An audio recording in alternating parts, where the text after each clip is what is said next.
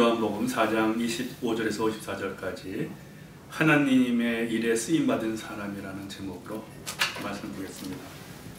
지난주에 이어서 예수님은 수가라는 마을에서 한 여인에게 다가가셔서 자신을 드러내셨고 그 심령의 변화를 일으키셨습니다. 그리고 방금 회심한 그 여인으로 인해서 동네의 많은 사람들도 예수님으로께로 인도되어 구원을 받은 역사가 일어났습니다.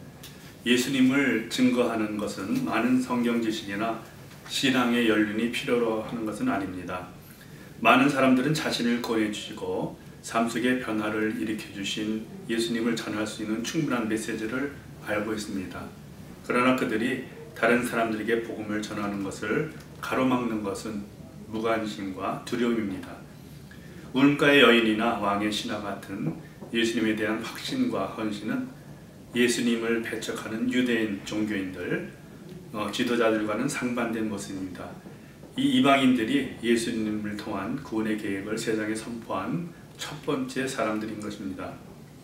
오늘은 그 본문 4장 25절에서 54절까지 나오는 다섯 부류의 사람을 통해서 하나님의 일에 쓰임받은 사람들이 어떤가 한번 살펴보겠습니다. 먼저 퀴즈를 보겠는데, 예수님은 사마리아의 수가 마을에 얼마 동안 머무르셨는가? 한나절, 만하루, 이틀, 사흘. 이틀이라고 되어 있죠. 40절에 보면 있습니다. 첫 번째, 하나님의 일에 쓰임받은 사람들, 동네로 달려간 여인.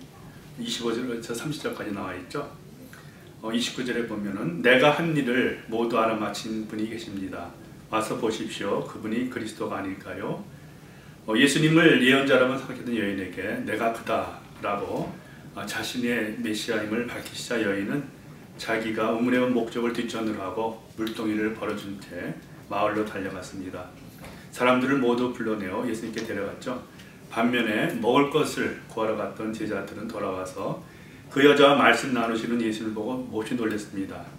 그 제자들에게는 천한 사마리아인, 특히 여인에게 예수님을 증거해야 한다는 생각은 추호도 없었을 것입니다.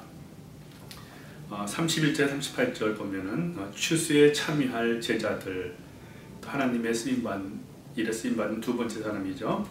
36절 보면은 추수하는 사람은 품삯을 받으며 영생에 이르는 열매를 거두어들인다. 그리하면 씨를 뿌리는 사람과 추수하는 사람이 함께 기뻐할 것이다 말씀하시죠.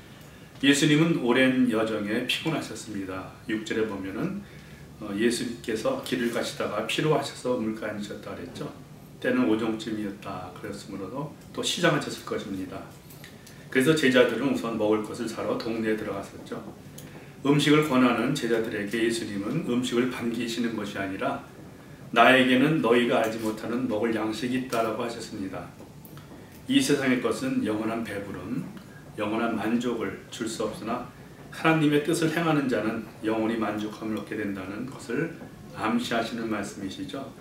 마태복음 4장 4절에서도 예수님께서 말씀하십니다. 성경에 기록하기를 사람이 빵으로만 살 것이 아니라 하나님의 입에서 나오는 모든 말씀으로 살 것이다 말씀하셨습니다. 먹고 사는 데만 관심이 있었던 제자들이 예수님께서 뿌리신 씨앗의 영생의 열매들을 맺게 될 때 수고하지 않은 것을 거두어들이는 추수에 동참하며 함께 기뻐하게 될 것이라고 말씀하셨습니다. 요한복음 36절, 38절 말씀 보면은 추수하는 사람은 품삯을 받으며 영생이 이르는 열매를 거두어들인다. 그리하면 씨를 뿌리는 사람과 추수하는 사람이 함께 기뻐할 것이다. 나는 너희를 보내서 너희가 수고하지 않은 것을 거두게 하였다. 수고는 남들이 하였는데 너희는 그들의 수고의 결실에 참여하게 된 것이다 말씀하시죠. 그 영생의 열매를 맺게 하신 하나님에 관한 말씀이 고린도전서 3장 7절 9절에 있는데, 그러므로 심는 사람이나 물을 주는 사람은 아무것도 아니요 자라게 하시는 분은 하나님뿐이십니다.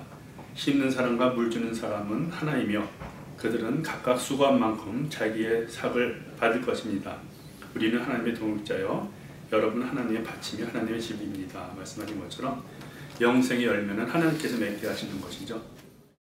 39절에서 42절에 나오는 그 하나님의 일에 쓰임받은 사람 예로서 적극적인 사마리아인들을 우리가 볼 수 있게 됩니다.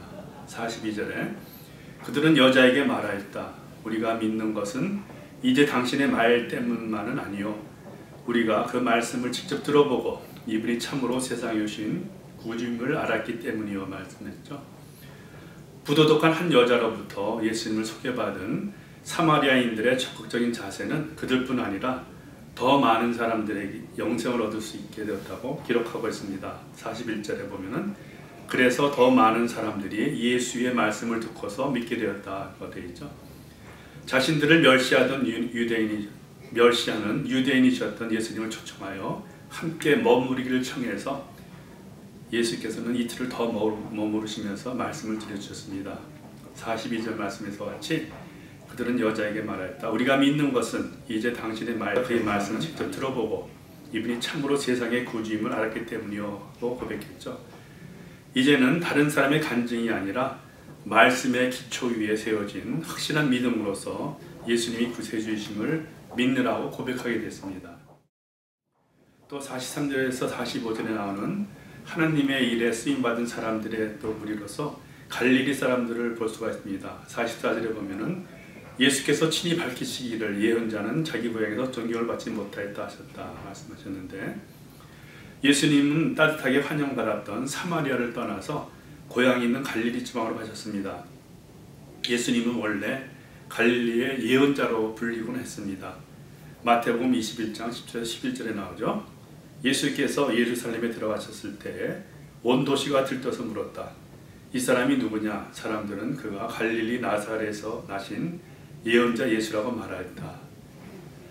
아직은 유대인들로부터 예수님에 대한 적대감이 크게 일어나지 않았을 때였고, 사람들은 다만 예수님이 행하셨던 기적을 보았거나 하신 일의 소문을 듣고 또 센세이션한 일을 다시 하실까 해서 호기심으로 모여든 사람들이었죠. 진리의 말씀을 열망했던 이방인들과는 다른 모습일 것이며, 유대인들에게는 점차 배척하고 핍박받게 되실 것을 알고 계셨습니다.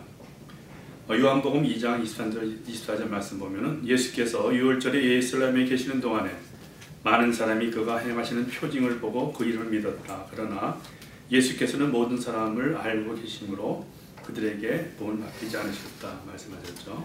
그다음에 46절에서 54절까지 그 왕의 신하, 또 하나님의 일에 쓰임 받은 그 왕의 신하 얘기가 나오죠. 50절에 보면은 예수께서 말씀하셨다.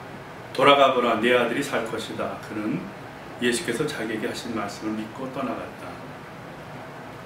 전에 물로 포도주를 만든 기적을 행하셨던 가나에서 이방인의 가능성이 컸던 왕의 신하 한 사람이 예수님에 대한 확신을 갖고 있다가 아들이 죽기 전에 가버나움으로 오셔서 고쳐달라고 애원했지만 예수님은 단지 돌아가라, 내 아들이 살 것이다 라는 말씀을 하고 돌려보내셨습니다.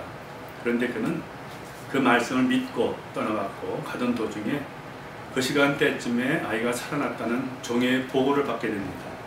이것이 갈릴리에서 행한 두 번째 기적이며, 절박한 상황으로 인해서 예수님을 찾았던 왕의 신하는 자신과 아들뿐 아니라 온 집안이 함께 예수님을 믿게 되었습니다. 53절에 보면은 아이 아버지는 그때가 예수께서 그에게 네 아들이 살 것이다 하신 바로 그 시각인 것을 알았다. 그래서 그와 그의 온 집안이 함께 예수를 믿었다 이렇게 나오죠. 40절의 학습 문제 보겠습니다. 예수님은 자신의 양식이 무엇이라고 말씀하셨나? 답은 나를 보내신 분의 뜻을 행하고 그분의 일을 이루는 것이죠. 우리는 어떻게 할 것인가 살펴보겠습니다. 시편 기자는 시편 40편 8절에서 나의 하나님, 내가 주님의 뜻 행하기를 즐거워합니다 라고 노래하고 있습니다. 보잘것없는 한 여인은 수많은 사람들을 예수께로 인도하는 열매를 맺었습니다. 주님의 사역을 감당해야 한다는 것을 마음의 짐이나 부담으로 생각하며 소극적인 자세거나 기쁨이 없이 이행하고 있지 않는가를 살펴봐야겠습니다. 하나님의 뜻을 행하고 복음 전파의 사명을 이루는 것은 특권이고, 우리의 영혼을 만족케 하며 건강하게 자라나게 하는 무엇보다도 자신에게 큰 유익을 주는 것입니다. 또한 훗날에 각각이 행한 만큼 상급이 있고 썩어버릴 것이 아닌 성령 안에서 영생을 거둘 것이라는 소망이 주었다는 것을 기억하며 기뻐해야 할 것입니다. 갈라디아서 6장 9절 말씀, 자기를 속이지 마십시오. 하나님은 조롱받으실 분이 아닙니다. 사람은 무엇을 심든지 심은 대로 거둘 것입니다. 자기 육체다 심는 사람은 육체에서 썩을 것을 거두며 성령에다 심는 사람은 성령에서 영생을 거둘 것입니다. 은혜로운 성경 공부하시기 바랍니다.